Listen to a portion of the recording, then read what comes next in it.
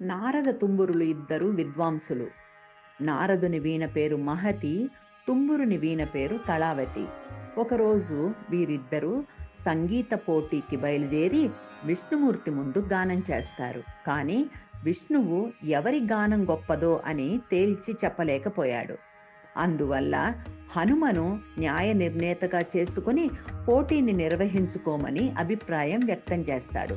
వీరిరువురు హనుమ దగ్గరికి వెళతారు. హనుమ వారిద్దరినీ, మీ వీణలు ఈ కొండపైన ఉంచండి, నేను మొదట నా రాముడిని కీర్తిస్తూ గానం చేస్తాను అన్నాడట. హనుమ గానానికి ఆ కొండ కరగడం మొదలుపెట్టింది. గానం ఆపగానే గట్టిపడిన కొండలో మహర్షుల వీణలు ఉండిపోయాయి.